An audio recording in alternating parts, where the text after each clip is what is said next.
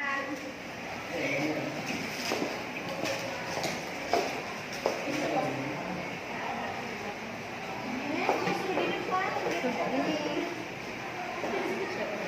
ketujuh, peserta ketujuh. Ya, silakan. Terima kasih. Selamat menikmati. Babden sini. Ini aja. Kita jajan. Ya, depan belakang sampingnya.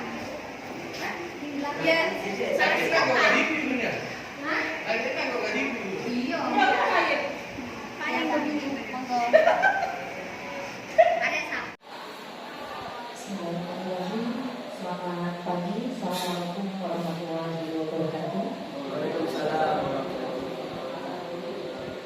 Yang kami hormati Bapak Firdausi selaku Wakasek yang kami hormati Bapak Pujianto selaku Wakasek Sarana dan Prasarana, yang kami hormati Ibu Rizkia selaku Wakasek Dinas Kesehatan Kedua Semua, yang kami hormati pula teman-teman guru SMA Negeri 2 Semuanya yang menghadiri pembukaan diseminasi calon guru penggerak angkatan 7. Alhamdulillah segala puji syukur dari Allah Subhanahu wa taala sehingga pada pagi hari ini kita dipertemukan dalam acara diseminasi yang insya Allah akan disampaikan secara berkala oleh 4 calon guru penggerak angkatan 7. Adapun susunan acara pembukaan, yang pertama yaitu pembukaan, yang kedua menyanyikan lagu Indonesia Raya, yang ketiga sambutan, yang keempat penutup. Baiklah, mari kita buka acara ini dengan pembacaan basmalah. Acara yang kedua yaitu menyanyikan lagu Indonesia Raya. Kepada Ibu Rofi kami silakan sebagai pimpinan. Pada peserta diharapkan berdiri.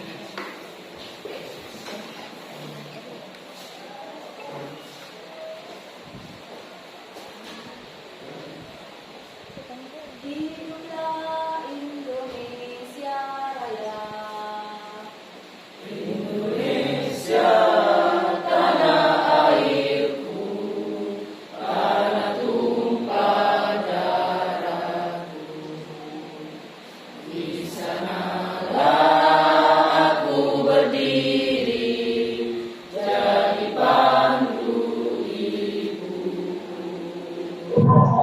Assalamualaikum warahmatullahi wabarakatuh.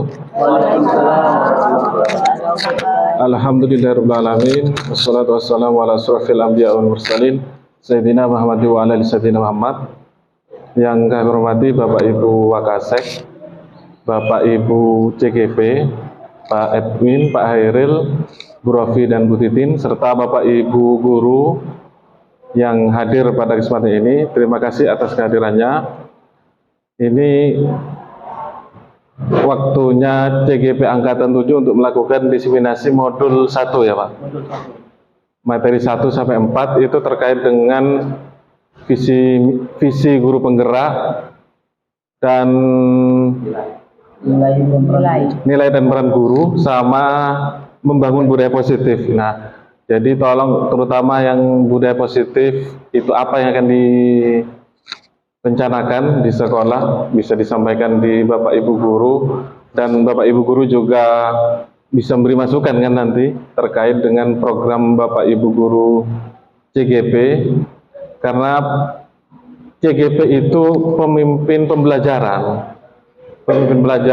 dan mengembangkan pendidik lainnya ya, salah satunya melalui diseminasi ini untuk sosialisasi dan sebagainya, dan mewujudkan P3 profil pelajar Pancasila, intinya di sana. Nah ini Bapak Ibu, setelah saya sampaikan tadi modul 1.1 sampai 1.3 kita bicara tentang budaya positif. Ada Bapak Ibu disiplin positif dan nilai-nilai kebajikan universal. Jadi kalau kita bicara nilai-nilai kebajikan universal, ya kita bicara nilai-nilai Pancasila itu. Kemudian ada teori motivasi, hukuman, pengadaan, restitusi, keyakinan kelas, kebutuhan dasar manusia dan dunia berkualitas. 5 posisi kontrol, segitiga restitusi. Nah ini sebenarnya dari tampilan ini cukup, tetapi nanti saya jelaskan sedikit saja. Ini disiplin positif. Anda tidak bisa mengontrol orang lain, hanya Anda yang bisa mengontrol diri Anda sendiri. Nah ini nanti lebih ke motivasi intrinsik.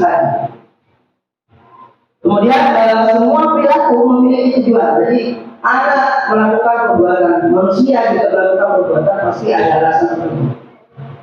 Jadi ini yang perlu kita sadari Bapak Ibu. Pertama, menghindari hukuman. Kemudian mendapatkan imbalan, menghargai diri sendiri. Nah kalau masih takaran kita murid guru itu masih ada di nomor 1, jadi motivasinya masih ada Bapak. Jadi anak melakukan sesuatu karena tidak ingin mendapatkan hukuman. Ini masih ada. Ya. Kemudian mendapatkan imbalan ini juga kurang. Gitu. Nah yang nomor 3 ini karena diri sendiri. Ini motivasi yang paling utama. Nah, untuk menghargai diri sendiri ini, maka harus ada nilai-nilai kebajikan universal itu sendiri. Jadi, anak kita juga harus paham tentang nilai kebajikan. Kemudian ada posisi kontrol, Bapak. Selama ini kita dari 5 ini coba perhatikan ada di posisi mana? Kebanyakan buku. Mulai lakunya itu kok. Ya, membuat merasa bersalah. Jadi itu kiri, tapi sehingga anak merasa bersalah. Ini juga menjadi beban kan? Sebagai teman, apakah sebagai pemantau, apakah sebagai manajer? Nah, yang diharapkan dalam 5 kontrol ini kita harus sebagai manajer. Idealnya kita sebagai manajer. Nah, prosesnya bagaimana? Yaitu dengan segitiga restitusi. Nah, yang pertama menstabilkan identitas. Ketika anak melakukan kesalahan, tanya dulu, kembalikan identitasnya, stabilkan identitasnya. Jangan begini. Tanya dulu, apa alasannya kamu berbuat seperti ini? Kemudian juga nanti anak menyadari dan menemukan solusi sendiri. Nah itu harapannya dari segitiga restitusi. Nah tentu ini menanyakan keyakinan. Keyakinan itu yang mana? Nilai-nilai kebajikan itu kejujuran, beriman dan bertakwa. Nah nanti saya tampilkan. Saya menemukan 2 siswa yang melakukan kesalahan. 1 menyontek, yang kedua tidak mengumpulkan tugas. Nah apakah anak tahu bahwa menyontek itu perilaku tidak itu? Kalau tidak tahu, kasih tahu dulu. Harus ada keyakinan dulu bahwa menyontek itu adalah perilaku tidak jujur, tidak baik. Nah ini harus kita gali ke anak dulu. Nilai-nilai kebajikan yang ada di anak kita. Tentu yang dibawa dari rumah, dari bapak ibu, dari lingkungan. Nah ini yang perlu kita buat kesepakatan kelas. Keyakinan itu dimunculkan di kelas. Misalnya membuang sampah. Jadi membuat kesepakatan kelas itu tidak boleh kata tidak, jangan dan dilarang. Harus kalimat positif. Misalnya membuang sampah pada tempatnya. Menciptakan kelas yang ramah, nyaman. Gitu ya. Nah ini kalau bicara ramah berarti tidak ada bukti. Nah ini kesepakatan ini nilai-nilai kebajikan ini harus dituangkan dalam kesepakatan kelas. Kemudian, nah ini realitas kebutuhan kita berbeda. Kita berusaha memahami pandangan orang lain tentang dunia. Setiap orang memiliki gambaran berbeda. Nah ini yang 5 kebutuhan dasar ini bertahan hidup. Contohnya tadi ketika siswa melakukan kesalahan dan belum beristirahat ke kantin atau toksis, itu kan apa? Untuk apa? Untuk memenuhi kebutuhan dasarnya yaitu makan. Nah ini harus kita pahami, gitu ya. Kemudian penguasaan, mungkin Bapak Ibu ketika di kelas ada pelajaran matematika, ada anak yang tidur. Anak tidur itu salah satu penyebabnya karena dia tidak menguasai matematika. Nah ini yang menyebabkan anak yang tidur, karena dia bukan matematika. Itu, nah, ini alasan anak itu kenapa siswa itu tidur di kelas, gitu ya. Kasih sayang dan merasa diterima ini kebanyakan rumahnya sudah ngerti tentang kalau keluarga berpenuh kurang kasih sayang, gitu ya. Pasti ada perilaku yang menyimpang, perilaku yang dilanggar. Nah ini harus kita pahami, Bapak Ibu. Kemudian kesenangan, jadi ada anak yang ingin main terus, lalu dibawa terus ke sekolah. Itu sebenarnya kesenangan, bermain. Ya, jadi mungkin di rumahnya kurang bermain. Ya, ini harus dipahami juga. Kemudian kebebasan. Jadi anak itu sebenarnya bukan cuma anak, kita yang bebas sebenarnya. Ya, tapi harus ada kontrol. Kalau di agama ada dosa, gitu ya. Oke, lanjut. Akan menikah Bapak Ibu. Ya, terima kasih. Nah, sebenarnya disiplin positif ini untuk menciptakan kemerdekaan. Nah, ini kuncinya, kemerdekaan anak. Anak kalau masih disuruh itu berarti tidak merdeka. Disuruh terus mau, aku sokok, kurunda, itu belum merdeka. Nah, yang merdeka itu sebenarnya muncul dari dirinya sendiri, bisa menguasai egonya. Nah, kalau pelajaran agama menguasai nafsunya, dia tidak melakukan sesuatu yang dulu. Nah, tetapi kebebasan kemerdekaan ini yang kita harus tuntut, dia tidak menimpa ke perbuatan yang tidak baik. Nah, lanjut. Nah, hukuman dan konsekuensi. Nah, ini sekolah tidak ada lagi kata hukuman dan konsekuensi. Kemudian sudah di aturan perlindungan anak-anak juga diatur. Ini yang juga kami, terutama saya Bupati, harus berhati-hati Bapak Ibu ketika menangani masalah. Potong rambut saja itu tidak boleh. Iya. Jadi sekarang tindakan seperti itu sudah dilarang Bapak Ibu. Ya. Oke, lanjut aja. Nah ini bentuk hukuman seperti apa, konsekuensi seperti apa. Kalau hukuman jelas Bapak Ibu. Jadi ketika melakukan kesalahan, hukum. Tapi kalau konsekuensi melakukan kesalahan, misalnya kamu kalau nanti salah lagi minta apa hukumannya, konsekuensinya. Nah ditanya dulu ke anak, itu konsekuensi. Tetapi hal ini juga tidak memperkeras murid. Nah ini juga merasa dirinya motivasi intrinsiknya ini akhirnya ditekan sebenarnya. Nah ini dihukum oleh penghargaan. Oh ternyata memberi penghargaan ke murid itu tidak berhubungan. Kenapa?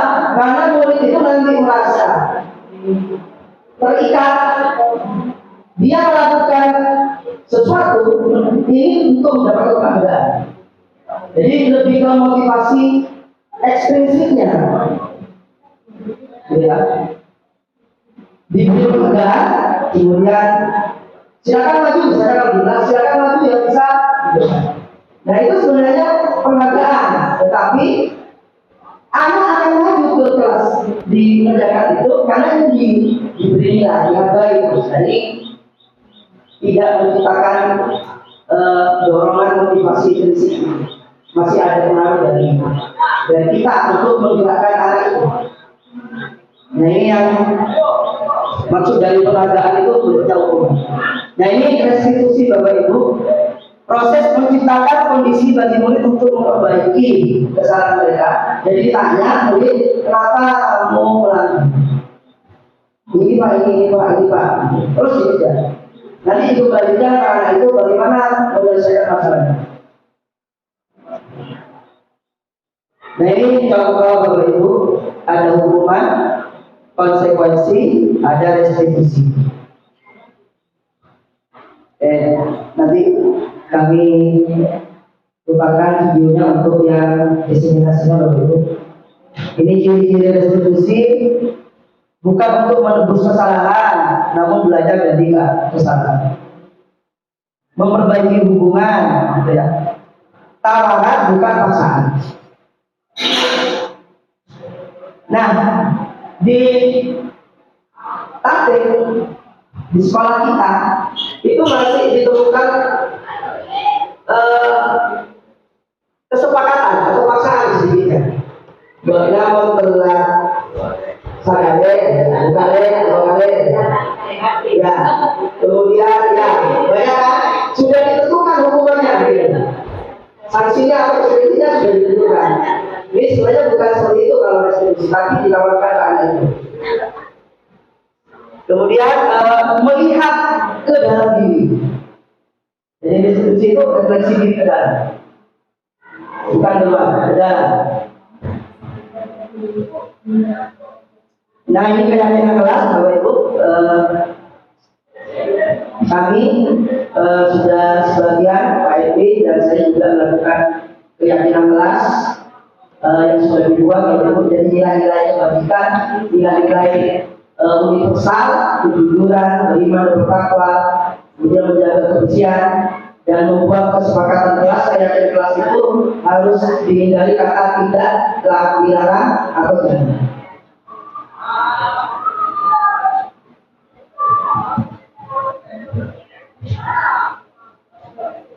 Ini pembentukan keyakinan kelas Bapak Ibu. Nanti kami putar videonya nanti yang keyakinan kelas yang punyanya Pak Evi. Kebutuhan dasar manusia ini sudah saya jelaskan tadi.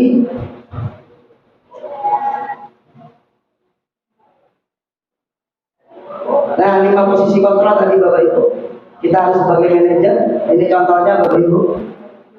Ini sebagai penghukum, pembuat orang bersalah, teman, pemantau, manajer. Ini motivasinya kalau penghukum menghardik, menunjuk-nunjuk, menyakiti, menyindir. Ini sering kita lakukan. Kita. Kemudian berceramah dan mengatakan seharusnya berceramah dulu anak. Ya kan rasa bersalah kan ceramah itu membuat anaknya langsung. Ya, jangan anak kita. Cara lain masakannya gini.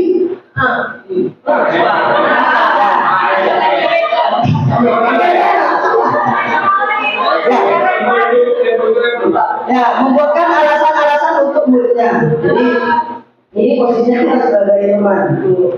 Ya, sepertinya akan menghakimi. Ya, sepertinya kita ikatan emosionalnya kalau kita sebagai teman itu bukan, tapi juga ada terbatasnya juga. Jadi anak-anak ngomong, gitu ya. Menghitung dan mengukur kalau menonton. Jadi kalau melakukan kesalahan, dilihat apakah anak itu tidak melakukan lagi. Nah, itu pemantau. Ya. Nah, idealnya kita sebagai manajer mengajukan pertanyaan-pertanyaan tadi, menstabilkan identitas, benar apa? Benar apa? Buat seperti itu. Pertanyaan-pertanyaan yang dibalikan. Nilai-nilai kebaikan yang ada di anak dan di bawah itu kita ekspor. Apa yang kita yakini? Misalnya kasus konten bahwa anak murid kita meyakini bahwa konten itu hal yang tidak baik, tidak jujur. Nah, itu kita stabilkan dulu Bapak Ibu identitasnya. Kamu percaya nggak kalau konten itu adalah tidak baik, tidak jujur? Kita stabilkan dulu. Apa kan kita awal repot. Jadi kalau melakukan sesuatu itu salah, kita tidak tahu kalau itu salah. Ya kan? Nah, ini yang perlu kita stabilkan. Jangan langsung gigit atau apa-apa langsung gigit. Padahal mereka tak tahu apa-apa. Bahwa dia sudah berbuat salah, tapi dia tidak sadar. Ini juga kita gali sebenarnya. Menguatkan pribadi Bapak Ibu, meletakkan dirinya sebagai individu yang positif dalam dunia berkualitas. Mengevaluasi diri, nah ini kuncinya nanti proses restitusi adalah proses memperbaiki diri. Nah ini sebagai manajer Bapak Ibu memang ini sulit. Kita dituntut sebagai guru positif ya ini. Mau tidak mau kita sebagai guru juga ditutup dengan konsep. Jadi bagaimana kita tahu permasalahan murid, kemudian bagaimana menyelesaikan masalah, dan seterusnya tidak lagi seperti apa. Nah ini kan juga bimbingan konsep sebenarnya. Nah ini yang terakhir Bapak Ibu, apa itu pendidikan institusi? Ya, yang di tengah pendidikan biru, yang di pendidikan merah, gitu ya. Nah, itu Bapak Ibu langkah-langkahnya yang dibawa menstabilkan identitas. Setiap orang pasti pernah melakukan kesalahan, pasti. Dong. Kemudian sekolah bukan tempat penjara, tempat hukuman. Kita harus punya posisi yang sama. Ya guys. Ya, kemudian kamu bukan satu-satunya yang pernah melakukan ini. Ya dong. Ya kan? Buat menimbulkan saya nyontek. Tapi ada orang lain. Nah itu sebenarnya menstabilkan identitas, menggali. Kemudian langkah selanjutnya menanyakan keyakinan. Apa yang anak itu lakukan atau sebenarnya keyakinan bahwa apa yang dia lakukan itu salah. Ini kita betul itu ketika melayani anak yang berbeda. Ya, ketika nilai kebajikan di keluarga saya sudah rusak. Ketika ditanya, benar melakukan itu salah tidak? Nah, nggak tahu. Ya, karena seperti itu. Nah itu sebenarnya nilai-nilai keyakinan kebajikan yang harus kita lakukan ke anak. Kita mulai dari kelas.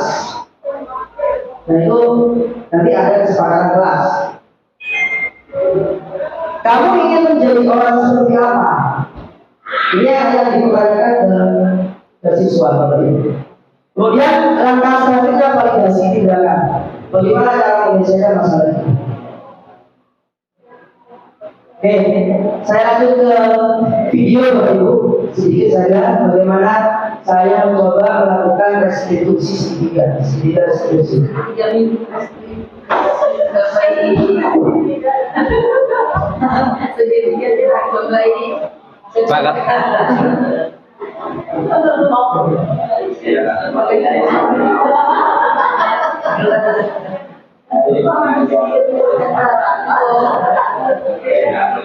Nah ini tidak menjaga kebersihan Ibu.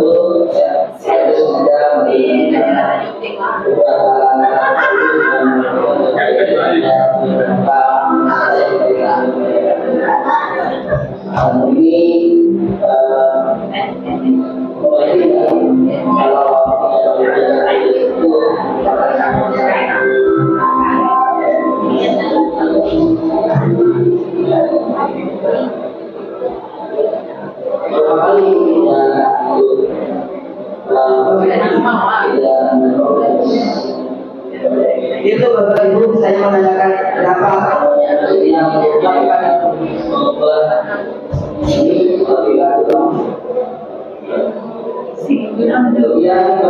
cara kamu kasusnya supaya tugas kami juga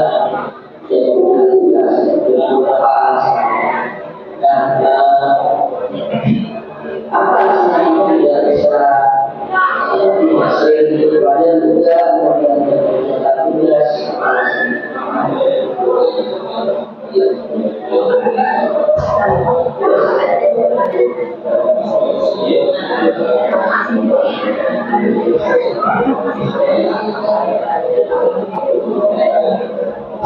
tapi kan pengurus juga banyak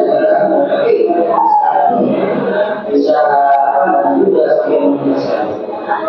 ada lain selain kami misalnya di pelajaran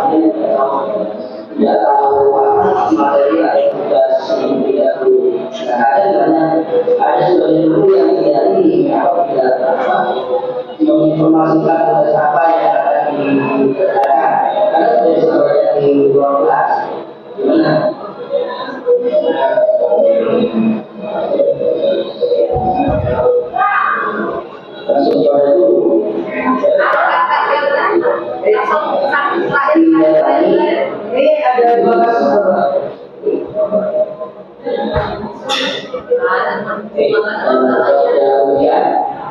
Ini kasus yang tanggapan murid yang Terus saya dari kelas 4, saya adalah dari yang juga dan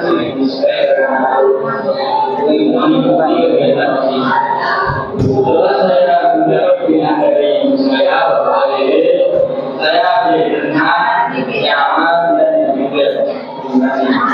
Jadi sebenarnya proses restitusi ini membuat anak nyaman tenang ketika ada kasus kemudian diselesaikan. Rasa aman nyaman tidak nyaman itu maksudnya dibawa ke rumah itu berarti proses bukan restitusi, jadi berhubungan.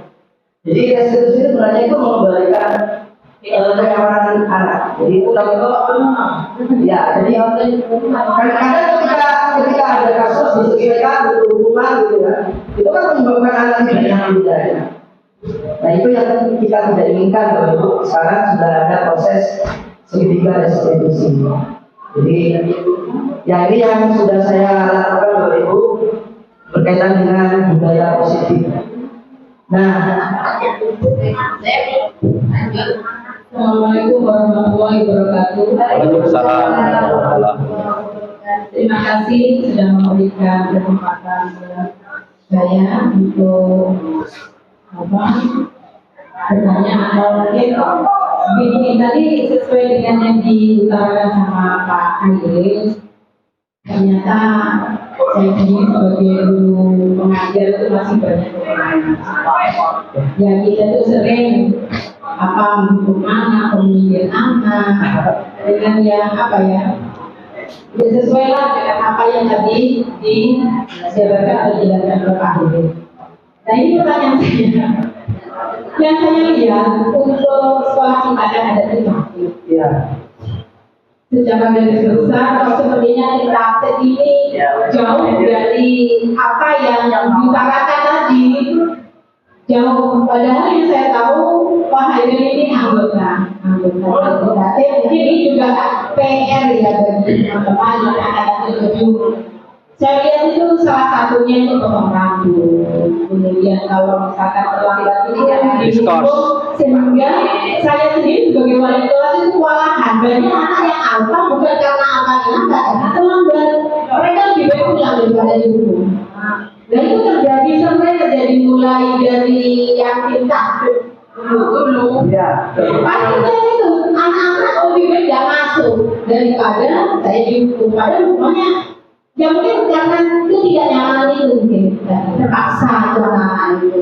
Nah bagaimana atau langkah apa yang nantinya bisa dilakukan oleh Pak Eri beserta teman-teman angkatan 7 untuk menyikapi masalah tersebut. Terima kasih Pak. Ya, pernyataan dan pertanyaan yang luar biasa dari Ibu Nuri sekaligus guru, sekaligus juga wali murid dari putrinya juga murid saya nyadar juga. Jadi guru ini berada di dua kaki, sebagai guru dia, sebagai wali murid juga ya.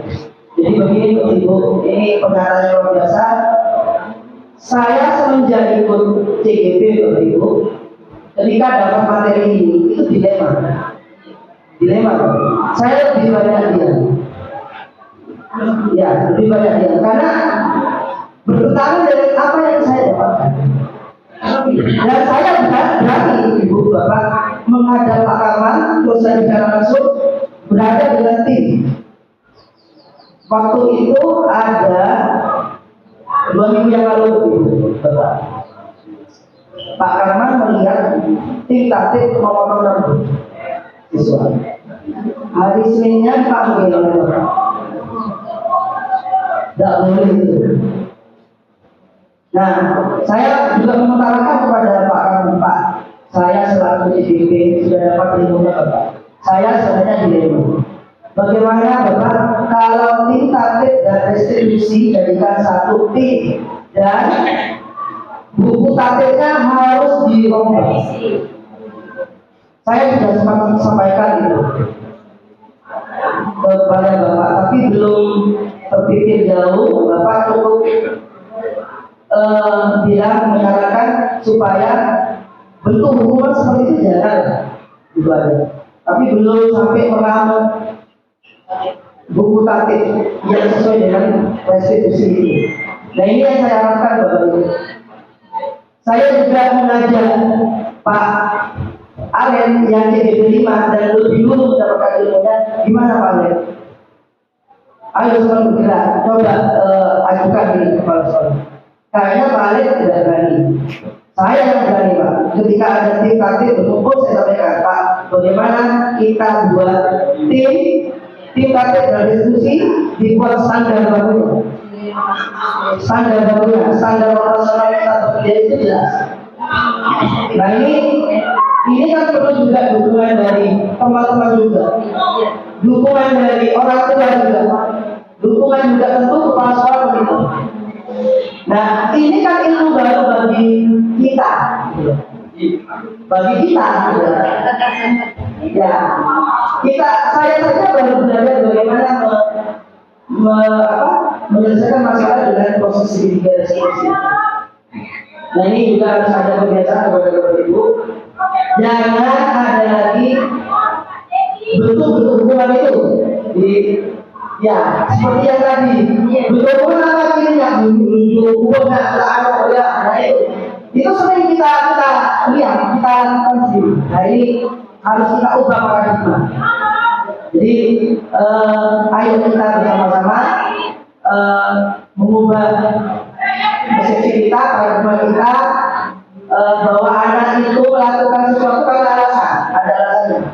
Jangan karena anak kita yang sudah di bidang dewasa saja diceramai berkacana, pasti tidak enak, apalagi anak yang belum matang secara emosional. Nah ini juga yang perlu kita perhatikan. Kita dukung dukungan dari Bu Nuri, masukan dari Bu Nuri. Apakah sebagai guru, apakah sebagai wali murid? Oke lah, bagus itu. Ya mungkin nanti dari wali murid juga mempersiapkan anaknya jangan sampai melanggar, jangan sampai telat. Nah ini juga perlu dukungan dari orang tua. Terima kasih, mungkin ini nanti dari catatan bagi saya pribadi untuk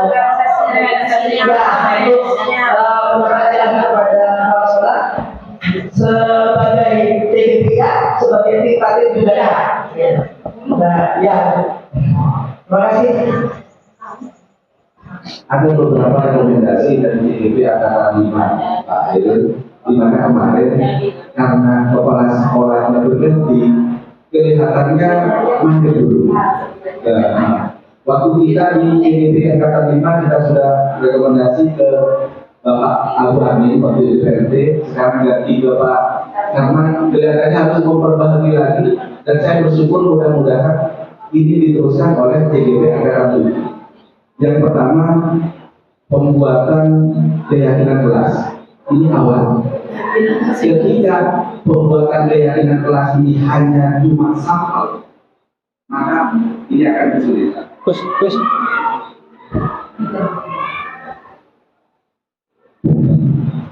Bayangan saya seandainya, Bapak Ibu TGP Angkatan 7 mau bekerja keras, maka rekomendasi kita itu waktu itu kita selesaikan keyakinan kelas dari kelas 10 dan kelas 11.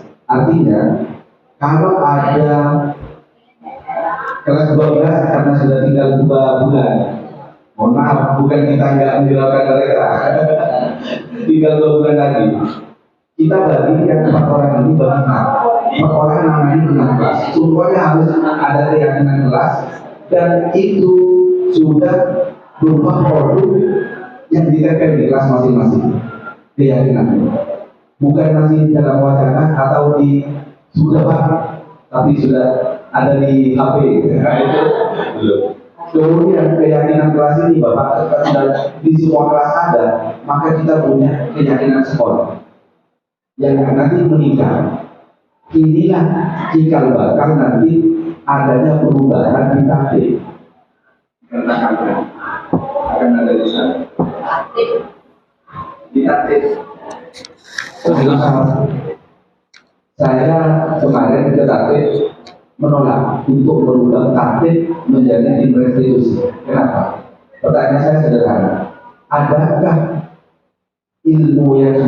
diterima oleh CGP ini dipraktekkan di salah satu sekolah, diuji cobakan dan berhasil. Saya takutnya nanti kita berubah ke restitusi, tinggalkan kita anak-anak menjadi dia. Saya menolak waktu itu. Jangan langsung 100%, kita bertahap. Kita tim jalan, tapi di atasnya ada tim restitusi.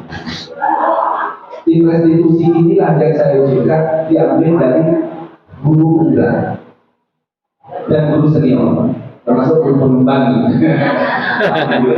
Ini masuk di sana, Pak. Jadi ada pembagian wilayah di mana yang sudah tim kelar itu. Letakkan kok tim itu yang bekerja adalah bagian tim restitusi. Jadi anak-anak itu masih terkontrol, bukan dibubarkan. Itu Pak. Jadi mudah-mudahan ini yang CGP Angkatan 7 ini bisa merealisasikannya. Karena ini luar biasa, bagus menurut saya. Ya, terima kasih atas usulan, pernyataan dan masukan dari Pak Puji berkaitan dengan program dan kegiatan yang sudah berjalan dari P5, kemudian kegiatan CGP. Nah, ini juga tentu Bapak, saya sangat sepakat, setuju sekali. Kita mempersiapkan di bawah, tetapi juga kepala sekolah paham. Ketika saya sudah menyampaikan kepada Pak Karman, Pak, sebaiknya buat standar baku. Bagaimana cara menangani masalah siswa ini? Tidak mengiyakan, tidak diam saja. Nah, ini juga perlu ada pemahaman, mungkin Pak Budi sebagai pengasih. Kalau kita buat ada tim paket dan tim diskusi, beda tapi satu paket. Nah, ini yang juga kita siapkan di bawah. Betul kata Pak Budi, kita harus menyiapkan kesepakatan kelas sehingga menjadi kesepakatan satu sekolah, keyakinan universal sekolah. Jadi ini yang diharapkan, dan nanti bentuk-bentuk seperti itu nanti dituangkan di dalam istilahnya buku restitusi. Nah, itu yang perlu kolaborasi Bapak sebagai Wakasek juga serta mendukung juga guru-guru juga mendukung kami sebagai individu untuk merealisasikan ada tim restitusi dan tim paket yang berjalan se-Indonesia. Nah, ini yang juga terima kasih untuk diseminasi ini. Saya akhiri. Wassalamualaikum warahmatullahi wabarakatuh.